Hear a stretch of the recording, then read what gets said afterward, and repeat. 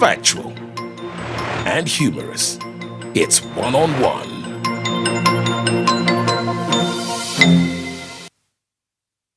Yes, always Koli, webali nnyo nyini ddala kubanga okyali naffe. Joseph Tamale mirundi wali nze Haji Kazibwe Bashir Bazda bannafe abali mabega w'ebyuma abali ku kamera mwe bali kubanga ensonga mugitamuza ddala bulungi bwana Chambade ne producer program eno omusajja okuberuuka Sam Iban Damugabi n'abalala tiimu nnene nnyo wali eri. Bagale wabwe agende ruuka yesimbewo. Sam Ibanda. Chairman yakankana dda. Chairman weruuka. Mumuzanya ne media. Kakati basecheko bali offside. Game yabwe bagano gikyusa. Mu dakika tugenda ku nsonga endala. What they have decided to do, Kadaga has restored the cabinet Gundi speaker akutte parliament ye. Ajinywezezza. CNZB Yoka, as these people wanted to do. The Kaluhangas went to court, as the others are doing. Baina wingizi zabwe. Let us go to court to embarrass the parliament. Kadaga did the omwana mulekedde pampa yeka asibe nayo oyo gondi court order yeka asibe nayo.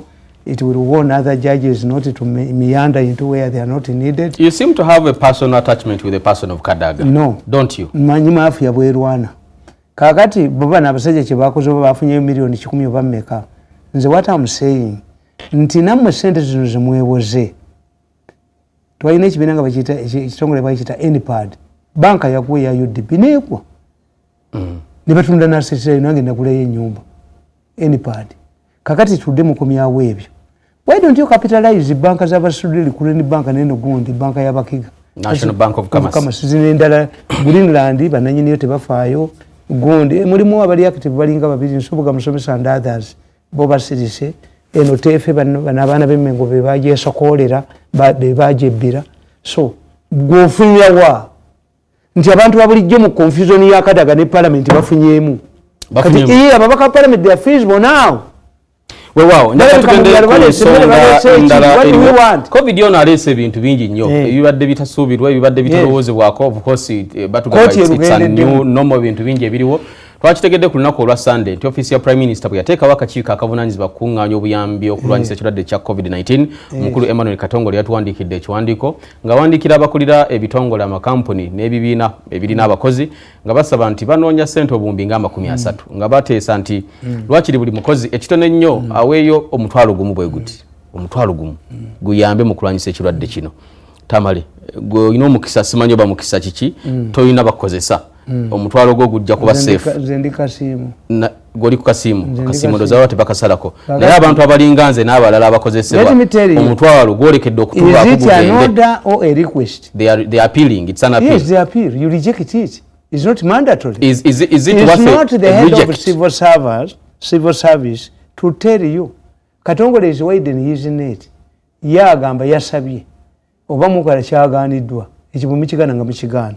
But is it worth of kakati waliwo kugamba fe twalina willing n'okuwayo sente zaffe baatusaba. The man is an appeal. You reject it. But Tamale, is it reasonable mu mbeera eno eriwo abantu babasibidde waka si mu bubi okutaasa obulamu bwabwe tebakola abantu sente za NSSF teziriyo. You've heard stories of companies laying off staff. Almost half babaga mu ddeeka. No companies, private companies like here. Okukiriza wizi Katongole bank ground eri mu Rotary. Is to donations. Yaro was. He's a chairman. Naganti ndoza nabano tubasabiya abasobola because they are just asking. It's not mandatory. Kakati kiganiddwa. Neti we should not kugana abantu kulowooza. Singa yagenti should head of public service as directed. Nze kyengamba Katongole is to move cautiously to avoid the kapushengaism. There is no way this committee should buy vehicles or you are engaging in bidding. Purchasing. Wazikuzewa. Are you also going to get Gundi? Together to a Minister of Health. Did you consult the Minister of Health? The man who set up this committee is Yoweri Museveni. If you want to buy items, propose. Is it about my Museveni? Anti-Kakesika parliament. That's why parliament, this is not government money. Chichibanemo kutegeera. Nti ababbi bwe baategeera nti Kadaga ajja kubabuuza accountability ate nga ssente bazizimbye mu bizimbe they are mushrooming everywhere ekibawumula bano naye abantu bagamba omutwalo guno guwaayo babataddeko akazito abakozi baba bataddeko akazito no Katongole should come clearly. I talked to him this morning. Nanga it was a proposal if it has been rejected ntibaleme kunesi bako. Tip is not an order. Gundi Sulaiman Chigundi yagenda nagamba bagurende baba. Muntu ye nayi n'account yajeko omutwalo by force. Kino ekintu abannayuganda bakikwetinze okulaba omusibe gwe batutte ekitaya n'ogenda lwogenza okumulaba n'omugamba waayo mpayo ku ssente. Goloza nti omusibe gwe batadde. Omusibe ali ku mukomera ate ekyo bamukiro mukadirisa n'omugamba waayo mpayo omutwalo. Omusibe gwe batadde. Gundi basi yeruzeye muvugo mutuse waabwe. Yes. Ono omusajja alese proposal namwe muzireeta abakazi bababo babakuba enyabo kakati tubategekerewo babeera bababbiremu bamalaya tubateeke babeera. These are proposals. They are not mandate. This is not an order. But don't you think that some proposals are unreasonable for lack of a better word? Kakati ye from his background as a Rotarian bo bamanyi mukugaba and you lose facts on the ground. Kati mumukubi yakije. It's not an order, it's a proposal. It's not Museveni. This tetukyafukira gwanga lyo ku decree. Ndagidde naye gwe ogule mmotoka sikukiriza. They are meandering. Tutandisewo n'okuteekawo testing gundi. No, that's are you going to be a permanent commission? Ate bana ababbi bajja bakuba ndi muyingirire waffe emirimu gye badde bakola bagiyingiramu. The committee ne mutulaga emmere gye mulina which is not distributed.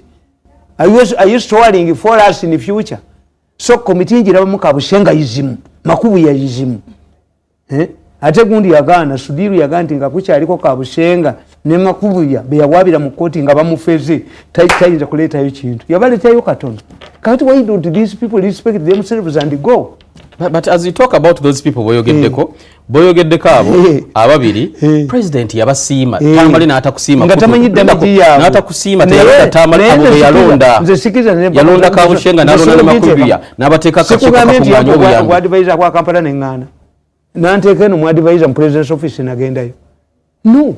Then bagabami basalawo baweereza bwampita muyita mugamba namugamba nti musisita li advisable ojja kumala kumwerabira era n'amulaba nakalema tali advisable. But these are the darlings of the president. Toyina kyogenda kubakola president yabaagala kikudugudireyo Tamale akyabubukanga luli nze soma akatabo kalenka nkugamba noboogera president yabaagala abalaba balina waaka obutabo bwange bonna mbuteekako nti the future will exonerate me. Nze sivaawo. I'm always predictive. Kati kyakatongole tukirekera awo. Naye abasirikale bangambye nti kibaduguda muyinza okwesanga mu kizibu abasirikale abatambuza emmere ab'amagye. Okay. They are not given allowances. Abali abatambuza babawa. Yeah, I've heard stories nange batukide ne bangamba. Nembaga nti mu state house twafuna ekizibu ekyo. Nga abasirikale tebafuna ssente ndoza balowooza nti duty yaabwe. Ne bacomplaining. Civilians were getting 70,000 per day. Ngolo buli muntu yenna abamu tebatambula na president bazifunia mu ntebe. President in his wisdom yaleeta a solution. Yaleeta kibayita entandikwa. A fixed amount of money distributed every month to everybody osanga ku account yo. Abakozi be bonna whether you were soldier or not ensanvu n'agijjawo. Kakati the army should tell us abasajja bangamba n'enzige twakolera bwereere tuwulira ku radio nti sente baziwadde ez'amagye ne mu nzige amagye tebaatusasula. Nafu abatwala emmere tebatusasula. Abakazi bagamba sente tuzibbirayo. Kalemire, come out and explain. Are soldiers allowed to get allowances or not? They are doing a service. Kubanga a similar situation yali mu America. Basiruza abata Bin Laden baga mu mutwe sente ez'amaanyi. An equivalent of the army commander nabaga nti ate basiruzi bakola ki? You are paid for that. You were hired to do that. Yes. These are specialized units in the American Armed Forces. Ne bawandika ekitabo bakiriemu ssente. How we killed the naga no. Yawo neramba siba. Kitabo kya government. Kitabo kya government. You did your work. This is the role of SEALs. Hey. No extra pay. Simanyi oba bandi ya police nga yagenze okuba ewa mukodomi wange gundi ochola. Oba bagisasula. Enendoza bagisasula ebeerewo. Kakati explain it to a soldier. Mujja kulaba omusirikale omu nga kubye gundi nzibe ndana birabako. Twafuna crisis mu State House mu campaign. Nga abakozi ba State House aba PPU bagamba banu bakwata bannamawulire 20 ne bateeka mu bus kukavalinga president abamawulire okuva mu mikutu egyenjawulo every day nga bafuna emitwalo 10 nze sabibeeranga mu campaign nebeeranga mu campaign nene body can manage those small things waliwo abaali baagala kiwamba nembatulira bwenti netulira kasiya netulira embwa me am not excited about those things nabeeranga mu campaign marketing myself kakati ngenda okuddayo nembabuuza nti waliwo crisis wano yaki nti bano baba waffe tebatuwa ni why tanti bano bajja kolera mu media houses gyabwe gye baava bo tebabawaayo you cannot tell me nti I can take 2 million per day nziwa abamawulire nga nze siinaako kwe kuzimba omutima kwowulira so kakati n'abamagye mu balina bannyonnyola a soldier is a human being owa Red Cross omusasudde ono omusasudde bafiridi wakazi ba agriculture basasulwa ku nzige kati enzige zakomye which is true enzige zayaludde mu Ethiopia zayaludde Yemen gye zaava yonna baabe Kenya bazikwasiza ba scout abawono bazeeyo kusaba sente endala bombi buyitirivu the army is handling enzige kakati babasikale babuuza is it mvudde mu barracks era nkyali ku mirimo gyange egy'amagye egya bulijjo era president yasaze omusango omulamuzi gwe yazanyira no konsonga eyo Tamale kiriwe kiti mu budget government zesaasanya mulimu ne sente zigenda eri UPDF okulwanyisa covid sente ezo zigenda eri abasirikale zinagenda eri basirikale bano maafi yebbanya abantu abatasobola kweyogerako ndi kati aba basirikale bati bamutwala mu court maaso kakati nti kibaba bajje wange nibanga batwabizeeko are we supposed to get allowances nga tulwanyise enzige when you talk about payments and payments tujja kuchogerako ne NSSF ekubiddwa mu kitaala olwakadde Tamale please president yakubye omulamuzi court of appeal teyetaagisa omulamuzi bano ba doctor aba savings obulamu yabagambye midaali yabasubiza midaali abakulyetinga omusango kwa oil tulo omulamuzi yaga nti handshake esasulwa handshake esasulwa revenue authority Museveni yakoze yakubye court of appeal katesala musango ogwo yagumaze president yabasubiza midaali abakoze obulungi mu ggwanga babwebwaki midaali na lubaale kati n'abajinga ekisango kya tulo ne bagenda e London amawea nti oil cases are handled in London I know about oil kakati gundi omulamuzi omusango Museveni yambatudde bali baba wa sente onagenda baba midaali omulamuzi bambatudde baba omulamuzi yakubiddwa ensonga ya NSSF yakomyewo nate mu nkomawo endala ababaka wa parliament gye bali bateekateeka ku baganya birowoozo ku nsonga yemu bayise NSSF amendment kino kize mu kaseera nga ekirwadde kya covid-19 kyongedde ogoya abawerako abakozi bangi bagobeddwa abakozi bangi basaliddwako n'abakyakola bakolera mu mbeera ya kuwenyera anti emisaala oba empeera tebiriiyo so nga bano okumala ebbanga ddene babadde bakola nga waliwo sente zibasalibwako ne ziterekebwa mu kittabu ky'abakozi NSSF wagiwulira nnyo mu 2009 bintu by'ettemangala ebyo naye olwaliro ekomyewo mu nkomawo endala abantu baagala kufuna sente kuva mu NSSF sente si za NSSF sente zaabwe Tamale mu kaseera kano abantu banyigiriziddwa embeera banyize bagamba let's get part of what rightly belongs to us NSSF egamba sente tetuzirina twazitinvestinga supermarket mubadde ogula ebintu wazzeeyo bakuwole because when mbadde mbagula ku buli give me no credit no you see there were kakambas these people Morrison Rwakakamba yawabi yagala NSSF esasule bana Uganda where was Rwakakamba when the government of Uganda lost money intended for retirees zibabbira mu Cairo Bank Rwakakamba when did you become a good Samaritan buli lwokubanda banga akubugwange anti nkugamba mutwe nti naye agukubemu gugire waliwo abaana beetako okuba ennyuma balowooze where was Rwakakamba 45% of the money in Cairo Bank belongs to the state baba sente bano bagenda okuwumula where was Rwakakamba ulikuwa wapi where were you who is excited now this is a mafia outfit this is a mafia case but as we talk about Rwakakamba is just one person maybe representing several millions of Ugandans abaina sente mu NSSF abazeetaaga right now kakati tubadde tulina sente mu accounts nga abantu balina sente mu banks mwonna they close the banks in the rural areas abainayo sente baluma amakufulu. But this is our entitlement. You got money. What's the role of Tamale okimanyi abantu bitono nga kinana ku 10 afanga tafunye ku sente za NSSF. Ono mwami ngenda mugamba nti ngomanyabe mengo bagala gulinda the bank. Bali take excitement mu mubadde nkuluze ya kabaka. nengamba sendawula nti leak that information bainako sente yali Minister of Finance badda mukwogera. Let this man, the man in charge of National Security Fund, reveal the names of his customers. Mujja kulaba nga bakola noise temuyinayo. Nze nyinayo. Yanti mujja kuba temuyinayo ne sente basi. Ndabe kuba mutwalo gwange. How does national nkugambi nti once the president extends elections n'amenya constitution kye yalagira obuyinza abutalaka. National Security Fund did not know, is not a weather forecast, didn't know nti wajja kubeerawo kino. But now the way National Security Fund operates, it operates how? Eina percentage gyebala statisticians baayo. The why no? Nti eina statisticians baayo abagigamba nti this number will retire after this period. So I would support the people who are retiring now nga sente zaabwe teziriyo oba ne mirundi. Nga bakayana nga this money is invested.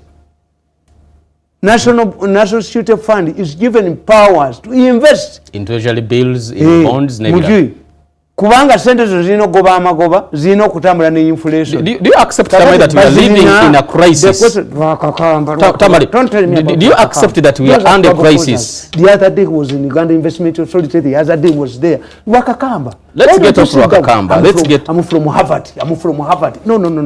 We are not talking about impressive CV. We are talking about realism. The reality is we are in a crisis. Can you tell us how much money? Aren't we in a crisis? Tamale, aren't we in a crisis? Let me not ask you, let me put it to you. We are in a crisis. We are in a crisis. Crisis bweba ifanagana kuweti tetusobola kutambula nga tuli normal yawayo sente situation teri normal. Sponsored advocates, they want to split. Mafia yagala doko splitting a National Security Fund mbwe yagonde tokwa sente manako bwezi tukola kya babbi. National Security Fund should remain okimanyi nti abantu bangi akaddiwa n'ava ku mulimo abamu balema tebakyakola NSSF negano bawa sente zaabwe because of ping pong games. Ekizimbe ekyo omanye ebbanga likimazeewo wakazabusa. So for quite some time. Yes, why? Bano bajja ne bakimaliza kuba National Security Fund etambula na state. We cannot accept the Wakakamba. Tamale, do you have money in NSSF? Because the Wakakambas, sikolangako. You have money in NSSF. Owulira bulungi nga sente zetu zifunye ko Tamale. Abantu mubeko ezimala. Bali Wakakamba babbe ezimala. This is realism. The reality is that people don't have money, but they have savings in NSSF. Enteza akamiza muzikamera zosimanyisi vundi coronavirus. Lwaki libajja zisala bali ennyama? A peasant can make that argument, I can understand. Nabaga nti fabayina amasuuti amangi sente bw'oba toyina kuddayo n'ofuukuuza mu makooti ate nga n'ogiteeka mu odopu wamala gikebera. Omukazi atalina mmere addayo mu biwata ate nga n'emmere luli teyina minwe to satisfy themselves. We cannot, the Wakakambas could not just reason like a peasant. This man was given a mandate to invest the money.